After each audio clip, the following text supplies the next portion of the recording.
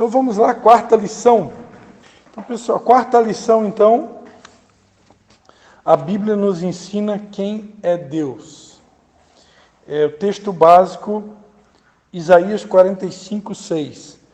Para que se saiba desde o nascente do sol e desde o poente, que fora de mim não há outro. Eu sou o Senhor e não há outro. Amém, queridos? Então, essa lição a gente vai aprender um pouco mais sobre Deus. E o objetivo da aula é compreender quem de fato é Deus e como ele age em relação a si e em relação às suas criaturas e aos seus filhos, ok?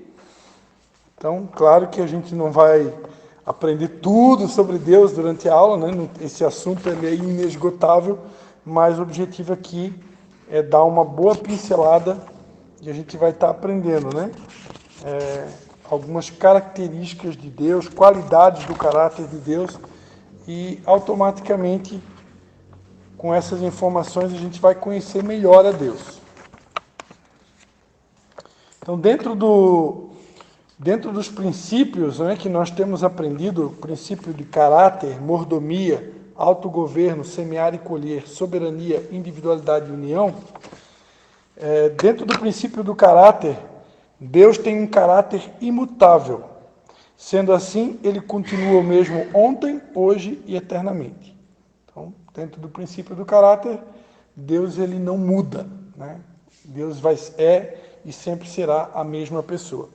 Dentro do princípio da mordomia, Deus sempre está pronto a abençoar seus filhos, quando estes o buscam e o adoram em espírito e em verdade, que têm um coração fiel e creem que ele é galardoador daqueles que o buscam. Então a palavra de Deus diz que sem fé é impossível agradar a Deus, e diz que é necessário que aqueles que se aproximam de Deus devem crer que ele é um Deus galardoador, ou seja, um Deus abençoador. O diabo está sempre tentando plantar uma sementinha do mal, principalmente se você estiver enfrentando um momento de crise, ou um momento de privação ou provação, né? como Jó, por exemplo, né? Então, quem já teve a oportunidade de ler o livro de Jó, ou um pouco da história de Jó, você vai pensar assim, poxa, aquele homem tinha todos os motivos para pensar que Deus é um Deus mau, né? Porque o cara passou por provações duríssimas e Deus não impediu, não impediu que aquilo acontecesse, né? As perdas, né? E tudo que ele sofreu. E agora, isso não altera quem Deus é, né?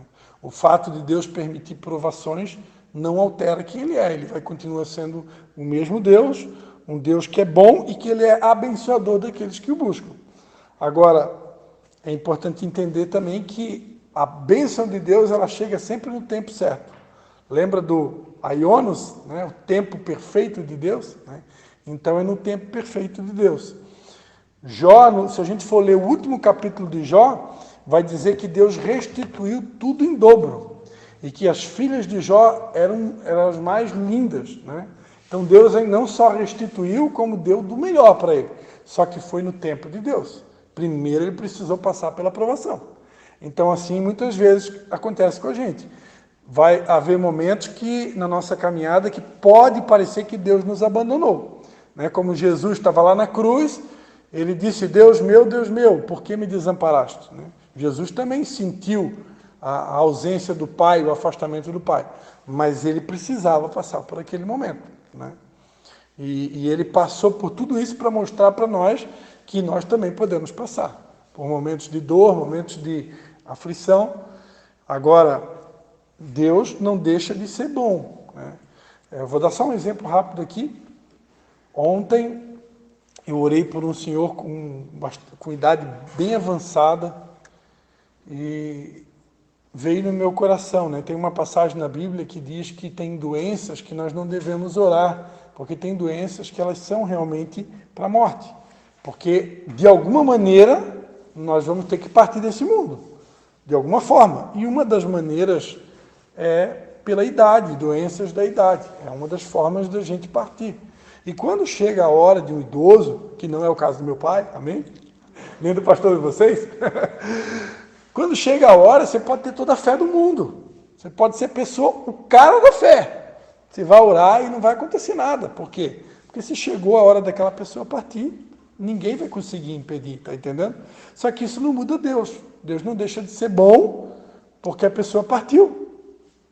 Quantos estão entendendo? Vamos lá. Autogoverno. Isso está só no livro do mestre, tá? Isso não tem no livro de vocês, tá?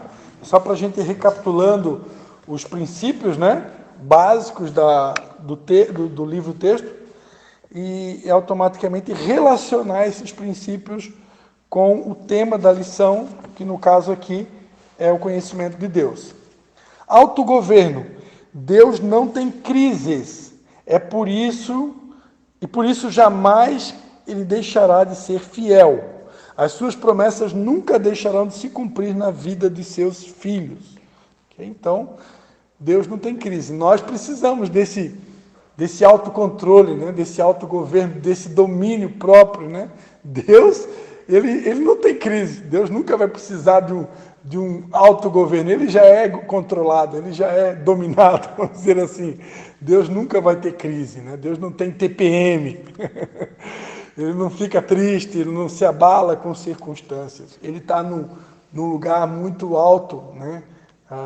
Livre de todas essas crises humanas que nós enfrentamos, porque nós ainda nos deixamos muitas vezes abalar por circunstâncias terrenas. Mas Deus está muito acima disso. Okay? Semear e colher. Deus, que é o agricultor, plantou a videira verdadeira. Jesus, que é Jesus, e colheu todo aquele que nele crê. Então, Deus como agricultor, ele é o agricultor, ele plantou aqui na terra o seu filho Jesus, que é a videira verdadeira, e através dessa plantação, ele colheu todo aquele, né, e vai continuar colhendo todos aqueles que crerem nele. Soberania. Deus é o soberano da terra. Todos os reis ou governantes foram levados por ele e desempenham o papel que, na sua soberana vontade, ele decidiu. Então, perante a Bíblia, né, não cai um fio de cabelo sem o consentimento de Deus.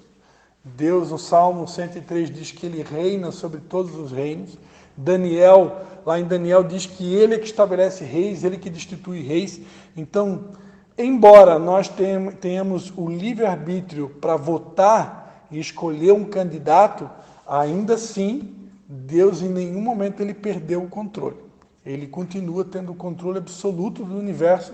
E se algum rei ou governante, prefeito, deputado, presidente, ocupar qualquer cadeira, ocupa, no mínimo, com consentimento de Deus. Porque se não tivesse consentimento de Deus, vocês podem ter certeza, a pessoa nem senta naquela cadeira. Como teve outros governantes, né, que tinham sido eleitos, eu não sei se foi Tancredo Neves, não. Eu me lembro que teve um presidente que ele foi eleito, como é que era o nome dele? Morreu, né? Ele nem chegou a assumir, né? Era Tancredo Neves, não? Alguém lembra? Eu acho que era, né? Teve, o camarada foi eleito... Deus tirava ele do poder. Ele falou isso? Na entrevista, porque perto da ser uma pesquisa e estava vendo o documentário dele, falou que nem Deus tirava a eleição dele. Ele ganhou a eleição, não sentou na... Se ele realmente falou isso, coitado, né? Porque as nossas palavras têm poder. Eu já ouvi falar também, essa informação já veio para mim várias vezes, sobre o John Lennon, acho que era, não é esse daqui o nosso aluno, né? Parece... Esse é o Elton John, né? Mas o John Lennon também, que era dos Beatles, parece que fez uma declaração nesse estilo, né? Então, que ele era mais famoso do que Jesus. Então... Cazuza também, né? Cazuza, acho que eu ouvi falar alguma coisa também. Eu só sei, queridos, que assim, ó, independente do que é verdade ou não, de Deus não se zomba, né? E horrenda coisa é cair na mão do Deus vivo. Então, as nossas palavras têm poder e nós seremos julgados por cada palavra frívola que sair das nossas bocas, né? Então, tem alguns conteúdos que saem da boca do ser humano que pode mexer com o trono, né? E se mexer com ele, Deus, amados, ele é bom, ele é pai, ele é amor, mas ele não tem dificuldade nenhuma se ele precisar, né, levar alguém antes do previsto, ele é Deus, né? E o detalhe, né? Alguém que faz um pronunciamento dessa natureza, com certeza o lugar que ele vai morar não é o mesmo que nós. Concorda comigo? Com certeza não é o mesmo, né? Então, que a gente aprenda a cuidar da nossa boquinha, né? O autogoverno. E soberania, eu já falei sobre a soberania, né? Então, Deus é soberano sobre tudo, sobre todos, sobre o planeta Terra. O individualismo, o princípio da individualidade, perdão, Deus é único. Deus é único, né? Deus não tem impressão digital, né? Ele é espírito, né? Mas ele é único, não existe outro Deus, né? A palavra de Deus diz: ouve, ó Israel, o Senhor é o único Deus, né? Então, chamar Israel. Então, Deus é único, não tem outro. Ele é o único. Se revela na pessoa do Pai, do Filho e do Espírito Santo, no entanto, ele é único. E dentro do princípio da união, o desejo de Deus é restaurar o homem que ele criou e trazê-lo de volta ao seu convívio. Então, assim como Deus criou o homem lá no Jardim do Éden, né? Quando Deus criou, colocou o casal, Adão e Eva, lá no jardim, Deus vinha na viração do dia sempre conversar com o homem. Deus criou o homem para isso, né? Para ter essa comunhão, para ter esse relacionamento, para ter essa união, viver em união com ele, né? E isso, o pecado quebrou isso, mas Deus enviou Jesus justamente para que houvesse essa restauração. E hoje nós poder ter comunhão, né? Livre acesso à presença de Deus. Ok? Então, Deus deseja fazer isso, né? Vocês aqui já estão restaurados, mas tem muita gente lá fora, e até cristãos, tá? De vez em quando a gente conversa com cristãos, pessoas até que têm um tempo de caminhada, mas ainda tem uma certa dificuldade de ouvir a Deus. Ainda não... parece que o assunto de comunhão com Deus, de ouvir a Deus, parece que é algo assim meio distante, né? E até comentei com a pessoa, eu tenho uma pregação minha, uma palavra minha no canal do YouTube, que eu falo ali de pelo menos, acho que umas 10 maneiras de ouvir a Deus, né? Então, Deus, ele é totalmente acessível. A questão é a gente desenvolver uma intimidade, né? Tenho certeza que se a Natasha for lá dentro do banheiro se trancar lá, ela dá um grito lá, o Leandro vai identificar que é o grito da esposa dele. Por quê? Porque tem intimidade, né? Agora, essa intimidade com Deus, ela se desenvolve diariamente, né? Quando eu caminho com Deus, eu tenho o meu hábito de fazer devocional todos os dias, de ter meu tempo de oração e tal, vai chegando uma hora que a voz do Espírito Santo, ela é inconfundível, né? Você sabe que é Deus que está falando, e ele fala todo dia. O problema é que se eu não desenvolver essa intimidade, tem hora que Deus está falando, eu não vou perceber que é Ele que está falando. E assim como muitas vezes o inimigo vai falar, e você também não vai entender que é o inimigo que está falando. Ainda hoje de manhã eu ganhei um puxão de orelha da minha esposa, fui contar para ela uma situação que aconteceu que me deixou triste. Aí a minha esposa comigo, né, não sei como é que é na casa de vocês, né, mas comigo não tem molezinha, né? Ela pegou e disse: para de ouvir o inimigo, deixa de ser trouxa, fica dando ouvido para o inimigo. Então, às vezes, o inimigo está soprando coisa na tua mente e você está ouvindo, né? O inimigo, e geralmente, é uma fala que vai te botar para baixo, que vai te deixar desanimado, que vai te entristecer. E, às vezes, o diabo está falando e a gente não reage, né? A gente não cala a voz do inimigo, como a gente aprendeu ali na aula passada, né? Sobre calar a voz do inimigo. Então, a gente precisa realmente estar atento, porque Deus fala e o inimigo também fala. E quanto mais intimidade com Deus eu tiver, eu vou saber distinguir. Eu gosto sempre de dizer, Deus nunca vai vir com uma voz para te jogar para baixo, para te deixar triste, desanimado, desestimulado. Deus sempre nos encoraja, Ele sempre nos leva para cima, Ele sempre nos leva para frente. Deus é um Deus motivador, Ele é um Deus da segunda chance, da terceira chance. Você pode ter cometido um erro grave, ainda assim Ele tem prazer de te recuperar, de te dar, de dizer, meu filho, não temas, né? A palavra de Deus diz até 7 vezes cairá o justo. Se diz que até 7 vezes cairá o justo, é porque, independente de ser crente, a gente vai errar. Não tem como não errar. Seria bom eu dizer para vocês, poxa, a partir de hoje eu vou ensinar uma fórmula mágica aqui para vocês, vocês nunca mais vão errar. Meu Deus, que bênção que seria, né? Mas com certeza nós nos tornaríamos pessoas arrogantes, pessoas orgulhosas, porque alguém que nunca erra, a tendência é ficar orgulhoso. Então Deus sabe o que faz. Ele mais cedo ou mais tarde, e eu vou dizer para vocês, eu provo isso na Bíblia. Se a gente demorar muito para cometer um erro, o próprio Deus vai providenciar um jeitinho para você dar uma tropeçada. O próprio Deus ele vai dar um jeitinho para você dar uma tropeçada, só para baixar um pouquinho, né, o nosso nariz e a gente ficar um pouquinho mais humilde. Porque eu sei, irmão, a gente é terrível, nós somos terríveis. Se a gente começa a fazer muita coisa boa e dá muito certo, tá, sabe? Só dando certo, daqui a pouquinho a gente já começa... Uau! Como eu sou bom! Aí Deus, não, tu não é tão bom assim não, para aí. Aí Deus vai lá e dá um jeitinho, né? Prepara assim uma armadilhazinha de Deus e a gente cai na isca. E não era o diabo não, é Deus. Né? Só para mostrar que a gente sem Ele, irmão, nós estamos lascados. Amém? Todo mundo... Tem um salmo que fala sobre isso, né? Eu só vou ler esse salmo rapidinho, se eu achar, porque para vocês não acharem que eu estou doido, né? É o Salmo 66, tá? Salmo 66, 10, diz assim, ó: pois tu, ó Deus, nos provaste, tu nos refinaste como se refina a prata. Tu, ó Deus, que está falando aqui, ó, tu nos deixaste cair no laço e cargas pesadas nos colocasse nas costas. Não foi o diabo, não, foi o Deus. Fizeste com que os homens cavalgassem sobre as nossas cabeças.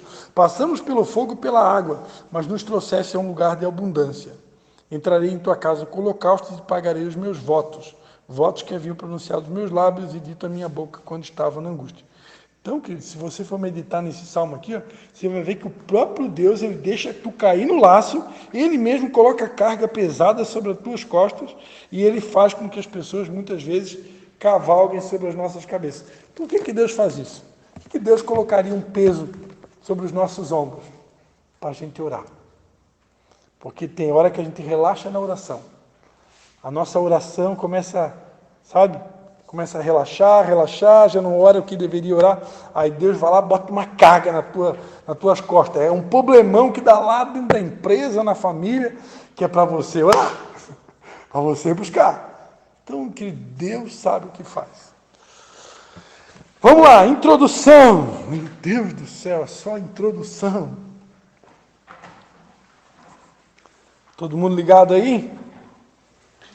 Então, nesta lição, teremos contato com o que a Bíblia nos ensina a respeito da pessoa de Deus. Né? Já começamos a aula aprendendo que Deus bota a gente na prova. Num tempo em que tantas coisas são ditas a respeito de Deus, é importante saber o que Ele mesmo revela acerca de si em sua palavra. É muito importante que quanto mais eu conheço a Deus, menos eu vou ser enganado. Porque hoje tem muita gente falando asneira na internet. Tem muita gente pregando um Deus fictício. Um Deus que não existe. Quem que já ouviu falar na graça superfaturada? Né? É o evangelho do tudo pode. Pode pecar à vontade, que o céu é para todos, né? Então tem muita bobagem falando por aí. Então preciso conhecer a Deus para mim não cair nessas mentiras. Como toda pessoa, Deus tem atributos ou qualidades que o distinguem de qualquer outra pessoa, ou seja, que fazem dele um ser singular. Existem 2 conjuntos de qualidades que Deus possui. O primeiro diz respeito à natureza de Deus. Seria mais ou menos como dizer de alguém como é a sua aparência, embora não possamos comparar Deus a nenhum ser humano na constituição física ou mesmo espiritual. A isto chamaremos de qualidades naturais ou da natureza de Deus. Então, abre um parênteses aqui. Então, uma parte dessa lição, a gente vai aprender sobre qualidades naturais ou da natureza de Deus. Então, a gente vai estar aprendendo. Isso vai ser, essa aula da lição 4, ela é basicamente dividida em duas partes. Primeira parte, as qualidades da natureza de Deus, que a gente vai aprender, né? Deus é espírito, ele é a fonte de toda a vida, ele tem personalidade, ele é infinito, enfim. E depois a gente vai aprender um outro conjunto de qualidades que está relacionado ao caráter de Deus. Ou, conforme a comparação citada anteriormente, como Deus seria por dentro. Então é como se a gente pudesse dizer assim, uma parte da aula a gente vai analisar o externo de Deus, a aparência de Deus, assim, uma linguagem que vocês conseguem entender, né? E depois nós vamos, numa outra parte da aula, a gente vai conhecer Deus por dentro. Como é que é o caráter de Deus? Aquilo que move os seus atos.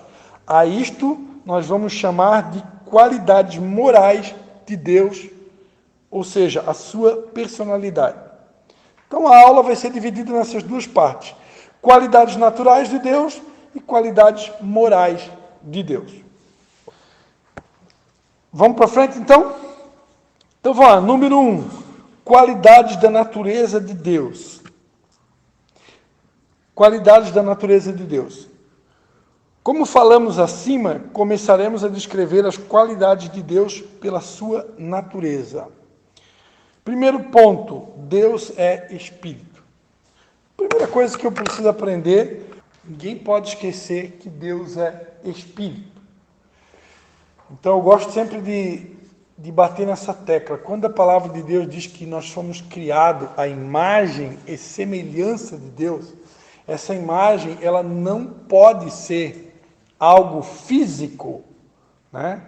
Imagina Deus parecido comigo, né? Fisicamente falando, não pode ser, não teria lógica nenhuma da interpretação ser essa, porque Deus é Espírito. Então, quando a Bíblia diz que Deus nos criou a sua imagem e semelhança, é no sentido da natureza de Deus e do caráter de Deus, né? Então, nós fomos criados com o caráter dele, só que o pecado deformou esse caráter. Então, quando alguém disser, né, que nós fomos criados à imagem e semelhança de Deus, essa imagem não é física. Por que não é física? Porque Deus é Espírito. Ok? Então, o bebezinho nasceu, né? Ai, que lindinha, carinha de Deus. Mas não é. Ele não é a carinha de Deus fisicamente falando. Ele é parecido com Deus, realmente, né? Porque Jesus disse, né, que dos pequeninos, quem não se tornar como uma criança, né, de maneira alguma poderá ver o reino de Deus, é isso que Jesus falou, né? Então, a criança ela tem realmente inúmeras características de Deus, né, como a inocência, a pureza, né? No entanto, essa ligação de uma criança com Deus não é física, ela é espiritual. Então, Deus é Espírito. Esta é talvez a qualidade natural mais marcante de Deus. A Bíblia diz em João 4:24, né, que ele é Espírito. Lembra quando Jesus conversou com a mulher samaritana, né? A hora vem e já chegou em que os verdadeiros adoradores adorarão o Pai em espírito e em verdade. Deus é Espírito e importa que aqueles que o adorem em espírito e em verdade. Ou seja, Deus não é composto de matéria física. Não tem como tocar em Deus, né? Quando alguém diz assim, eu senti um toque de Deus hoje no culto, eu senti um toque de Deus lá no encontro, né? Como é que é esse toque? Esse toque pode ser através de alguém, porque Deus pode usar uma pessoa para tocar em você, e você sentir o toque de Deus através daquela pessoa. uma pessoa usada por Deus. E esse toque, ele pode ser uma sensação. A mulher do fluxo de sangue, no caso, ela teve a sensação, ela tocou literalmente porque Jesus estava em carne, né? Então ela tocou na orla do manto de Jesus e ela imediatamente ela foi curada. Agora, nos dias de hoje, por Deus ser Espírito, quando alguém fala, eu fui tocado por Deus, né? É aquela sensação que Deus tocou em você, mas não é algo físico, é algo na alma, é algo no espírito, é algo interno, ok? Então, Deus não é composto de matéria física, nem tampouco ele possui uma natureza física. Isto também pode ser explicado em outras passagens, né? João 1,18, 1 Timóteo 1,17. Eu vou ler só João 1,18 para a gente ganhar tempo. João 1,18 diz, ninguém nunca viu a Deus, mas o unigênito que está ao lado do Pai é quem o revelou. Então, ninguém nunca viu a Deus, né? Fisicamente, ninguém nunca viu a Deus. Somente Jesus foi visto, né? Pode-se dizer Deus Filho, né? Mas Deus Pai, Criador dos céus e da terra, esse, que é o único Deus, nunca foi visto. Então, ninguém pode fazer um retrato de Deus, ninguém pode fazer uma imagem de Deus, né? Nem de Jesus deveria ser feito, né? Porque... mas... Oi? Com certeza Jesus não era loiro de olho azul, tudo indica que não. Agora, eu não acho errado, por exemplo, né?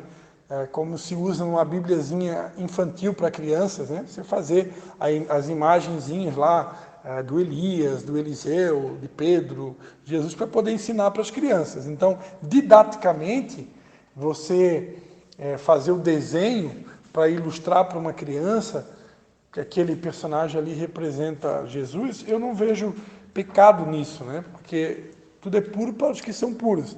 Agora, um adulto, não necessariamente que a gente precisa disso, né? Os nossos irmãos romanos, muitos deles ensinam que o fato de ter imagens de escultura no templo é com esse objetivo. Eu tenho conhecidos que me deram essa explicação. Agora, só Deus realmente para julgar as intenções e motivações da alma humana. Infelizmente,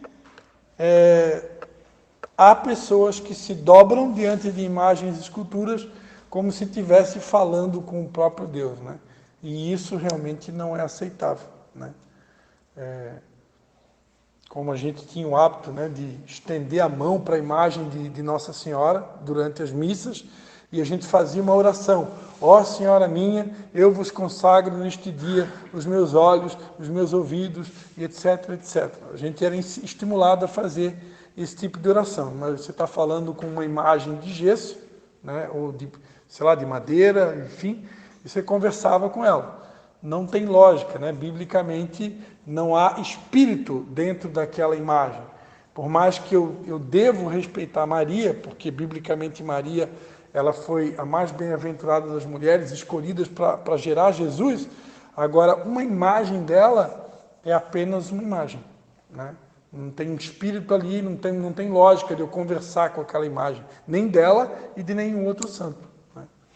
Então isso não é criticar os nossos irmãos romanos, é só uma questão de levar a Bíblia a sério, né? E entender que não tem um espírito ali. Então, se não tem espírito, por que eu vou conversar?